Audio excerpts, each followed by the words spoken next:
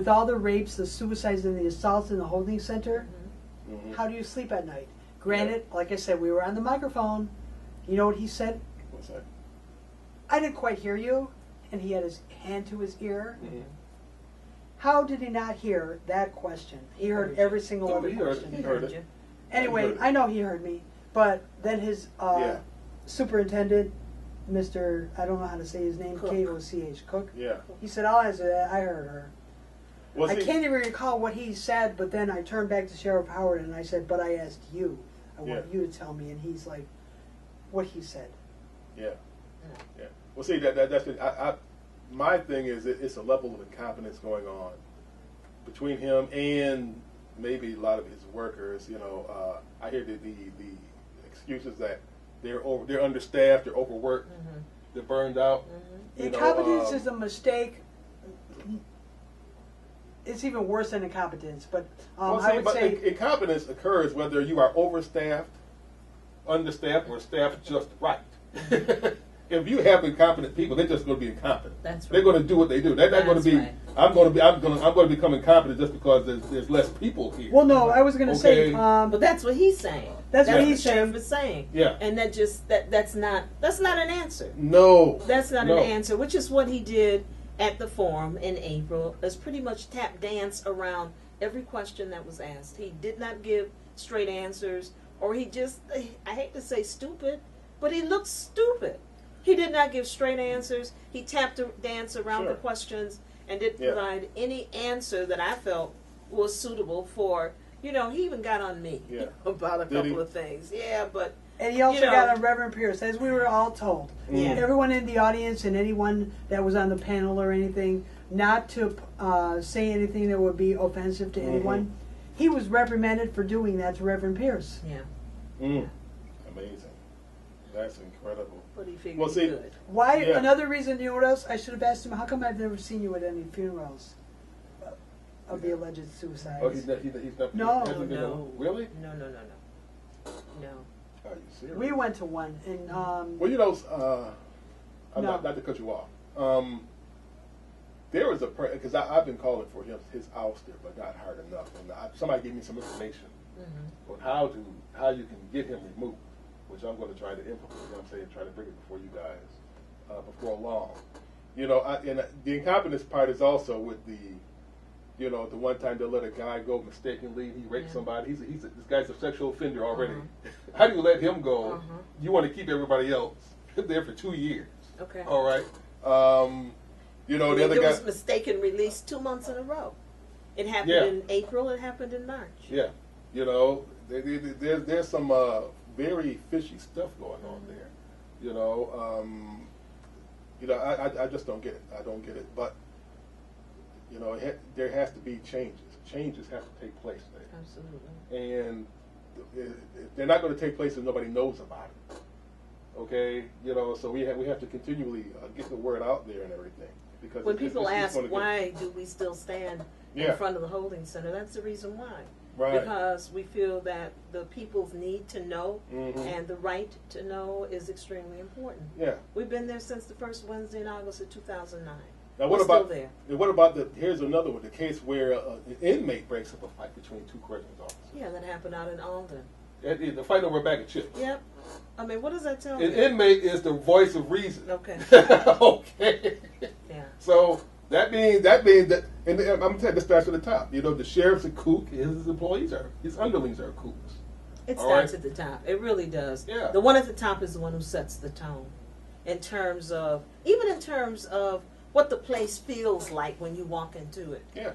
I spend a lot of time going into schools, and as soon as you walk through the door, you get a sense of good things happening there or not so good things happening there. Yeah. And it's the person at the top that sets the tone for whatever it's going to be. Now, you talk about that. I'm glad why we're on that subject about setting the tone, because I think a health commission, a correctional health commission or whatever, they made a statement about that. What are they called? Correctional health care, the National Commission on Correctional Health Care. They said that Erie County Holding Center offers too many ways for inmates to hang themselves or be hung. You know what I'm saying? And, and they cited a lot of the things. The events, yeah, I guess they have. They talk about it's easier to wrap a blanket or not necessarily like a sheet around it, hang yourselves.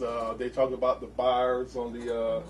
They say for the most part that's been corrected, and I don't know if that's been corrected in every part of the facility or not, because even when we've taken tours through the Erie County Holding Center, we never see everything. Okay. We never see all parts of the facility. So I don't know how much of that has been done or exactly what's been done. I would really love to know what's being done now that we have the technical advisors in the holding center who've been appointed by the Department of Justice. Every 6 months there's supposed to be a report about what they've done or haven't done. Yeah. It would seem to me that the community should be privy to that there needs to be some transparency. There are problems there, we need to know about it. And if issues are being corrected, we need to know about that too. Yeah, without a doubt, without a doubt. They seem to do what they want there, and nobody seems to care. One shift will do one thing, another shift will do another, and whoever's there they're in charge. Amazing, absolutely. You Even amongst can't themselves. see Sheriff Howard. I went next door in a few issues. Yeah. He's nowhere. Where does he go? He's not in his office. Somebody else always comes out. I would demand to see him. I want to see Sheriff Howard. Yeah. Not you. I don't want to talk to you. I want to talk to him. Yeah. I tried that for 6 months. That's amazing. Well, what's the next move for prisoners or people too? What's the next move? Well, for one thing, backing up a little bit to what I said in the beginning about my involvement, I was teaching. And then I quit to be a storyteller. Okay. And in the same year that I quit, another radio station invited me to come on the air and tell some stories on the radio. And I thought, oh, that's great. They weren't going to pay me, but it would open up my audience. And I thought about teachers would hear me, and church folks would hear me, and librarians would hear me, and I'd be telling stories here, there, and everywhere. I never thought about the fact that prisoners were listening to the radio, too. And they heard the stories. And they were profoundly impacted by the stories. The stories gave them comfort and hope and inspiration. And next thing I knew, that same year that I had quit, I got an invitation to come to Attica and share stories. And it was a great program. I had a good time. They had a good time. Next thing I knew, I was traveling around the state doing storytelling. And in doing so, I met a lot of people, read some different things, got to know more about how the system works and how it doesn't work. And I would talk to people about what was going on, and most people didn't seem to care. And that was what led me to create Prisoners Are People Too. So initially, we were more involved, and we still are involved, in statewide issues. Specifically right now, we're dealing with parole reform. And several of us from Prisoners Are People Too will be going to Albany on May 22nd.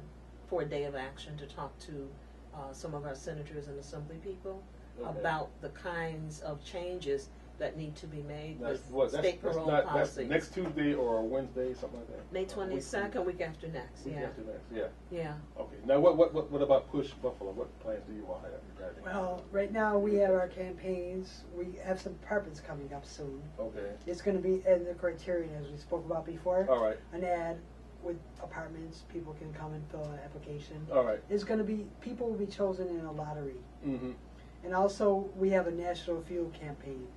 People are interested in signing letters or coming aboard because everyone needs their home insulated and people need jobs. Sure. We want to turn Buffalo as green as we can and hire people to do the work. Okay. All right. I want to say one last thing about Prisoners Are People Too, if you don't mind. No. Oh gosh, 2005, 2006, several of us from Buffalo went to New York City for an event called Family Empowerment Day. That was 1 and 2. And unfortunately, not many people from Western New York went. I was trying to get a bunch of people to go, but that was when Prisoners Are People Too was very new, and people were looking at me like, why are you going to New York? Didn't quite understand. 2007, I felt like we needed to have have Family Empowerment Day in Buffalo. So Prisoners Are People Too sponsored it. We're going to have Family Empowerment Day again.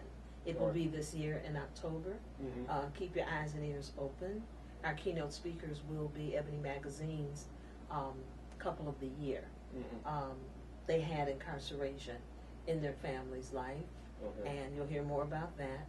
And it should be a really good event. Good. Last time we drew 150 people to Buffalo, New York, from across the state to come for Family Empowerment Day. And anyone, you know, who's formerly incarcerated or who has a formerly incarcerated loved one, this is an event they won't want to miss. So. All right. Excellent. Excellent.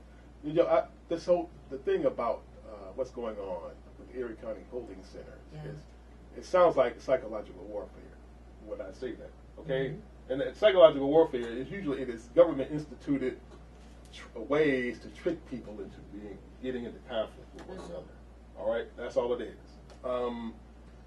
And I say that regarding the microwave issue.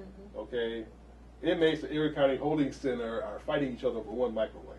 This was at Alden, I think. Yeah. It was that facility. Yeah, that's psychological warfare. That's very purposeful psychological warfare, especially if obviously it looks like they're not underfunded. Okay, they have, you got hundreds of thousands of dollars. They can make corrections. Okay, and I was talking to Willie Stewart the other day. Willie has become the unofficial voice of Sheriff Howard when Sheriff Howard's not around. He's saying, "Oh, they're just complaining. All they complain about is microwaves, like it's not important." That's very important if you got 50 inmates in a room and they all got food. Oh, there's going to be fights. There's going to be fights. Yes. Yeah. And so here's a guy, former Black Panther, their specialty was psychological warfare. All right. And he doesn't know this, and it's 2012.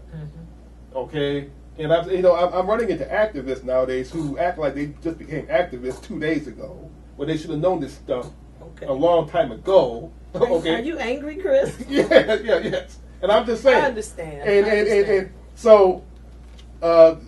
Demand should be made to take care of these simple problems, and they can be taken care of. They can be fixed if you do that. Okay, and that's all psychological warfare. If you're going into, you can go into a jail or a dungeon. Now, Sheriff Howard makes it sound like if I make an improvement, that's going to be younger. They're going to be thinking they're living in a hotel. No, that's not. That's not a hotel. Yeah. There's a big difference between jail and hotel. Absolutely. Okay, big difference between jail and country club. Cheryl Green's thing all the time. Yeah. That people on the inside were asking for hotel-like accommodations. Yeah. And believe it or not, and I know you do, there were people on the outside who believed that. Yeah. They heard it often enough over and over and over again. They began to believe They began to believe it. And all we were asking for was humane and professional treatment. Right. That's it. And see, the thing is, and we have to bring this up from the beginning, is this is a county jail. This is not a prison. It's not a federal penitentiary where people are sentenced to. Okay, county jail means there's been no verdict. Has in many cases not even a trial. That's right. Exactly. So these people they're not guilty. When people, Sheriff Howard has the mentality of, if you're in jail, you're guilty.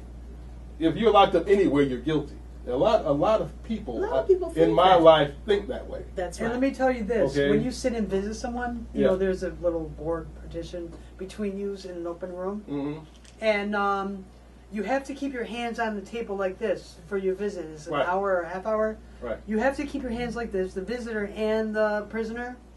And if you go when they're telling you something, say, "What? I don't know." They'll say, "Put your hands back down, or your visit ends." It's like, that's all I did was go like this. Yeah. I'm not passing him anything. So it's like the police department. You got a lot of guys who are overly officious. You know what I'm saying? They like to sound official. Yeah. But let me finish though. When you visit in a prison, okay, children are running around the room. There's one person, whereas in the holding center there's like 3 sheriffs in the room walking around watching everything you're doing. Anyway, in the prison there's one person, and they're like at a podium type of setting, where they stand there. If they need help, they'll call other sheriffs or police. But there's only one person watching all the inmates during a visiting room. Children are running around. Couples, there's a woman, and it could be her husband or her boyfriend, I don't care. She could sit in his lap for 3 hours when it's a day visit, or sit like this together, or go on the lawn, sit at a lawn table with an umbrella, as opposed to a visit in the holding center. After you've been convicted. It depends on the prison. It depends on the prison. That's true. They're not all the same.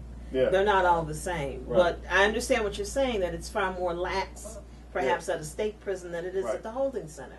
At the holding center, visitors feel like inmates. Right. Are often made to feel like inmates. And I feel that that's deliberate. Yeah.